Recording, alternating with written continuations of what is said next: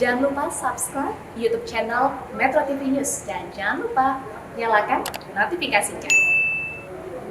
Badan Pusat Statistik atau BPS merilis bahwa hanya sektor pertanian yang mengalami pertumbuhan positif, yakni sebesar 2,15% dalam catatan pertumbuhan ekonomi triwulan ketiga tahun 2020. Apa yang membuat sektor pertanian menuai banyak justru di masa pandemi ini? Kita akan langsung tanyakan kepada Menteri Pertanian Syahrul Yassin Limpo yang sudah tersambung melalui sambungan Zoom pagi hari ini. Selamat pagi, Pak Menteri, apa kabar, Pak?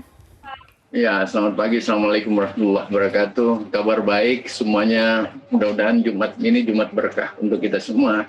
Sehingga semua masalah dan tantangan bisa kita lewati dengan baik bersama-sama gitu. Waalaikumsalam warahmatullahi wabarakatuh. Amin, Pak Menteri. Nah, Pak Menteri, bisa kita lihat tadi ada data-data disebutkan BPS bahwa Kementerian Pertanian atau pertanian, sektor pertanian terus mengalami peningkatan. Ini sebenarnya apa strategi yang diterapkan oleh Kementerian Pertanian sendiri sehingga bisa menghasilkan hasil positif seperti ini? Ya, pertanian itu adalah hal yang sangat penting, sangat strategis, sangat mendasar bagi kehidupan. Setelah apakah ada COVID atau tidak, apalagi dalam posisi COVID, maka selain medical solution, katakanlah seperti itu yang harus betul-betul kita persiapkan, tetapi yang paling penting adalah food security. Karena tidak ada yang bisa jalan tanpa hadirnya ketahanan pangan yang kuat. Dari pendekatan itu, maka Kementan bersama seluruh kekuatan-kekuatan kenegaraan, termasuk pemerintah daerah, kelompok-kelompok yang ada, kelompok tani, petani, bahkan berbagai asosiasi harus bisa bekerja sama dengan Kementan dalam mempersiapkan ketahanan pangan itu. Dan kami punya lahan existing 7,4 juta hektar, dan tentu dengan katakanlah kalau kita bicara beras ada 7,4 juta, kita persiapkan dalam 2 musim tanam. Musim tanam 1 itu kita berharap 7,4 juta bisa menghasilkan beras yang cukup untuk mempersiapkan ketahanan pangan dasar yang ada. Dan itu bisa kita capai. Yang kedua adalah MT2 dengan musim tanam 2 yang mulai dari Agustus sampai dengan Desember kita persiapkan. Karena ada ancaman kekeringan, maka percepatan dilakukan, percepatan penanaman dilakukan. Oleh karena itu, 2 musim tanam ini kita berjalan dengan baik dan insya Allah sesuai dengan perkiraan hasil Desember itu kita masih punya kelebihan stok yang ada atau overstock yang ada di atas 6-7 juta ton. Berarti makan kita aman yang ada di 2020 ini. Tetapi hal lain adalah menggenjot berbagai komoditi pertanian, baik itu hortikultura yang terdiri atas buah dan sayur. Sekarang permintaannya banyak banget, kita persiapkan lebih banyak lagi. Berbagai segmen didorong untuk itu, berbagai stimulan kita turunkan untuk lakukan itu. Bahkan tidak hanya itu, masyarakat dan petani didorong untuk menggunakan kredit usaha rakyat yang memang dipersiapkan oleh Bapak Presiden, Bapak Jokowi untuk dimaksimalkan. Dan tentu saja ini menjadi bagian-bagian yang mengungkit akselerasi pertanian yang berkontribusi kepada ekonomi yang membaik itu. Antara lain kami menggunakan 44 triliun modal yang bergulir dari kekuatan masyarakat sendiri dibandingkan dengan APBN yang ada yang tentu saja sangat kecil dibandingkan dengan luas lahan yang harus kita sikapi. Kurang lebih seperti itu. Baik, Pak Menteri, bagaimana dengan sinergi dan juga kerjasama dengan berbagai pihak lainnya? Terutama kan sudah dikatakan bahwa ketahanan pangan sudah ada dan komoditas juga sudah ada. Ini bagaimana sinergi yang dilakukan oleh Kementerian Pertanian? Kementerian Pertanian lebih banyak fokus dan lebih berkonsentrasi pada budidaya. Mulai dari proses persiapan lahan, pengolahannya, persiapan varietas-varietas yang sesuai dengan kondisi dan tantangan cuaca. Kemudian kita mempersiapkan katakanlah mekanisasi intervensinya, kita persiapkan pupuk yang dibutuhkan sesuai dengan konsentrasi yang ada, varietas tertentu yang memang bisa tahan pada kondisi alam yang menjadi dinamika yang ada di setiap wilayah pasti ada. Dan sesudah itu kami mengolah pasca panennya dengan cukup baik, misalnya seperti itu agar kuantitas pencapaian dan kualitas pencapaian bisa kita capai. Tetapi sesudah itu kementerian lain akan ikut melakukan. Misalnya gini, supply and demand, Menteri Perdagangan harus mempersiapkan sehingga harga tidak drop. Oleh karena itu, in-out terhadap beberapa katakanlah ketersediaan pangan dan daya beli masyarakat harus bisa distimulan. Selain itu bahwa yang berkait dengan hulunya kami, tapi hilirnya ada di industri.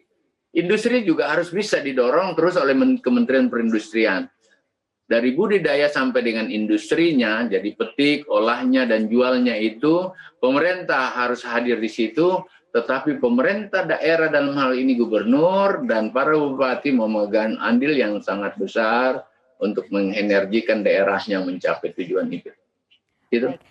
Dan Pak Menteri, sekarang kita sedang menghadapi masa pandemi COVID-19. Apakah ada terobosan-terobosan atau mungkin ada adaptasi baru dari Kementerian Pertanian sendiri? Ini terkait dengan kebijakan ataupun dari ekspor dari Kementerian Pertanian? Kami punya CB, cara bertindak 1 sampai 5. Jadi selain tadi main program terhadap ketahanan pangan, agar tidak ada perut yang sampai 2020 ini katakan kelaparan, bahkan 2021 kita harus sudah masuk. Yang paling penting adalah memang yang pertama mempersiapkan cadangan-cadangan pangan. Dan cadangan-cadangan pangan itu khususnya kalau musim kering kita harus masuk di daerah rawa, dan itu yang sering sekali disebut oleh Bapak Presiden, kita persiapkan Kalimantan dan beberapa daerah-daerah rawa yang kalau kering tentu di sana ada air, kita bisa sikapi, dan itu kurang lebih 200. Jadi cadangan pangan dipersiapkan, dan inilah menghadirkan beberapa langkah-langkah yang ada dari kementerian lain untuk membantu ketahanan pangan itu. Yang kedua adalah CB2-nya adalah membuat cadangan-cadangan pangan agar tidak hanya bertumpu pada beras. Artinya begini, diversifikasi makanan rakyat diperkuat. Khususnya karakter dan kebiasaan makan rakyat non-beras yang ada pada setiap provinsi. Katakanlah ada talas, ada singkong, ada sagu, ada sorghum, ada jagung, berbagai hal, ada pisang gitu. Ini diperkuat. Artinya kenyang tidak harus dengan beras, kenyang boleh dengan yang lain. Kalau begitu diversifikasi ini adalah bagian-bagian dari strategi yang kita dorong. Sehingga kalau ada kondisi yang paling sulit, sekalipun mereka masih bisa masuk untuk mempersiapkan pangan yang ada. Yang ketiga adalah kita persiapkan lumbung pangannya. Oleh karena itu, lumbung pangan dari desa, kemudian lumbung pangan yang ada di Komando Strategi Penggilingan-Penggilingan yang ada, itu di stok benar, harus dihitung benar, bahwa mereka akan cukup untuk dipakai dalam 1 tahun, in-out. In-out itu maksudnya ini hanya hari 100, misalnya besok harus dikurangi, kemudian terima lagi yang baru. Kemudian ada lumbung pangan kabupaten, lumbung pangan provinsi, dan lumbung pangan nasional yang kita jaga.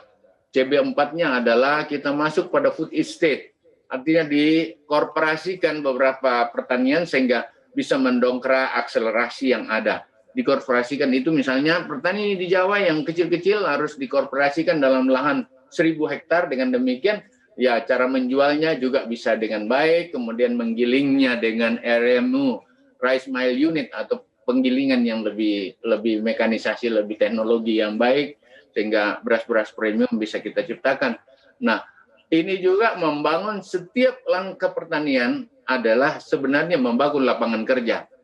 Dan itu yang membuat kemudian dalam akumulasi yang terakhir, ekspor kita juga meningkat 10% dibandingkan tahun-tahun sebelumnya. Jadi 7 tahun terakhir ini ekspor yang terbesar. Dalam data yang ada, permintaan untuk sayur sekarang di era COVID naik sampai 15-20%, permintaan jeruk naik sampai 20%, di atas 22%. Nah, itu tandanya COVID ini juga membutuhkan pertanian yang sangat serius, bukan hanya masalah kesehatan. Saya selalu mengatakan bahwa sebenarnya COVID itu tidak hanya disikapi dengan kesehatan saja, tetapi makan dan asupan yang bergizi, yang nutrisinya cukup adalah membuat imun yang kuat untuk kita hadapi tantangan-tantangan yang ada sekarang. Buat Gitu. bangsa ya Pak Menteri. Ya Pak Menteri, dan ini dengan keberhasilan ekspor dan juga nilai positif yang terus dihasilkan oleh pertumbuhan pertanian sendiri, apa sebenarnya artinya bagi kesejahteraan, terutama bagi teman-teman petani, saudara petani kita di Indonesia, Pak Syahrul? Ya, ternyata dengan kondisi yang kita coba pacu sekarang, BPS dalam data yang ada menunjukkan bahwa nilai tukar petani itu ukuran dari kesejahteraan petani yang selama ini hanya 99%, dia naik 102% sekarang. Nilai tukar usaha pertanian juga naik gitu. Ini data BPS, bukan data pertanian. Jadi kalau begitu di era COVID ini ekonomi yang kemudian naik 16,4%, kontribusi pada PDB yang ada secara nasional, kemudian kontribusi ekspor kita di atas 304 triliun yang ada seluruh data BPS menunjukkan pertanian adalah salah satu kekuatan negara yang mampu menopang kondisi yang ada sekarang ini, dan insya Allah ke depan harus makin lebih baik. Amin. Pasti kita semua juga mengharapkan hal yang serupa. Terima kasih Pak Menteri sudah bergabung bersama kami di Selamat Pagi Indonesia. Wassalamualaikum warahmatullahi wabarakatuh.